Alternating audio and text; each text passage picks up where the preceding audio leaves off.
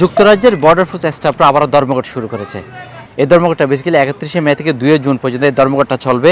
এদিকে PCS union বলেছে ধর্মঘটের কারণে ভ্রমণ যাত্রীরা যারা আসা যাওয়া করবে তাদের যে চেক করা হয়, তাদের যে আপনার পাসপোর্ট চেক করা হয়, সেই পাসপোর্ট চেক কিন্তু ব্যাহত হতে পারে। তবে বিমানবন্দর কর্মকর্তারা জানিয়েছেন এই ধর্মঘটের কারণে যেন কোনো ইম্প্যাক্ট না হয় যাত্রীদের আসা যাওয়ার পথে, ভ্রমণকারীদের আসা যাওয়ার পথে, সেজন্য তারা বেসিক্যালি কী করবে, হোম অফিসের সাথে কাজ করে যাচ্ছে। পিসিএস ইউনিয়ন জানিয়েছেন তাদের 500 স্টাফ এই ধর্মঘটে অংশগ্রহণ করবে। তবে ধর্মঘটের মূল কারণ হচ্ছে ওয়ার্ক প্যাটার্ন এবং ওভারটাইম নিয়ে। এই দুইটা কারণে বেসিক্যালি হোম অফিসের সাথে তাদের বিরোধ শুরু হয়, সেখান থেকে তারা ধর্মঘটে আসতে বাধ্য হয় বলে পিসিএস ইউনিয়ন জানিয়েছে।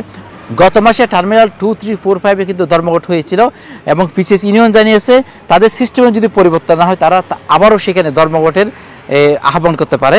পিসিএস ইউনিয়নের সাধারণ সম্পাদক ফ্রাঙ্ক হিথকুট বলেন, আমরা যে ধর্মঘটের এই বিষয়টা আমরা সমাধানের যাওয়ার চেষ্টা করতেছি, যে বিরোধটা হয়েছে বেসিক্যালি সেটা সমাধানের যাওয়ার চেষ্টা করতেছি, আমরা আগ্রহী।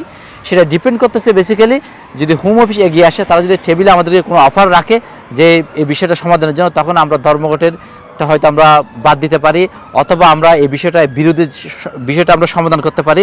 যদিও হোম অফিস এই প্রতিক্রিয়া ইতিমধ্যে বলেছেন তারাও কিন্তু আগ্রহী যেন এই ধর্মঘটটা বাদ দেওয়া হয় এবং এই বিরোধটা নিষ্পত্তি করা হয়। হোম অফিসের এক মুখপাত্র বলেছেন তারা ধর্মঘট নিয়ে ইতিমধ্যে হতাশ, তারাও চায় এটা যেন সমস্যার সমাধান হয়, তারাও টেবিলে বসতে চায়। তবে হোম অফিস বলে রেখেছেন যাত্রীরা যেন তারা যদি বিমানবন্দরে আসা যাওয়ার পথে তারা যেন অ্যাডভাইস নেয়, তারা যেন আগে থেকে তাদের অপারেটরদেরকে তারা জিজ্ঞেস করে নিয়ে ওই ছাত্রীদের মধ্যে যেন তাদের কোনো পরিবর্তন হবে না, বিমানের কোনো পরিবর্তন, শিডিউলের কোনো পরিবর্তন হবে কিনা সেই বিষয়টিগুলো নিয়ে তারা বলছে অপারেটরদের সাথে তারা যোগাযোগ রাখার জন্য। ভ্রমণে যারা বিভিন্ন দেশ থেকে আসবে বা যাবে তারা যেন তাদের অপারেটরদের সাথে যোগাযোগ করে অ্যাডভাইস নেয় যে এটার কোনো ইম্প্যাক্ট যদি হয় সেজন্য। এই বিষয়টা হচ্ছে বেসিক্যালি আমরা আপনাদেরকে সাথে শেয়ার করতেছি যে আপনারা যারা 31শে মে এবং 2 জনের মধ্যে যারা বিভিন্ন দেশে ভ্রমণে যাবেন বা ইউকেতে যারা ঢুকবেন, বেসিক্যালি টার্মিনাল হিথ্রো বিমানবন্দর দিয়ে তাদেরকে অবশ্যই খেয়াল রাখতে হবে।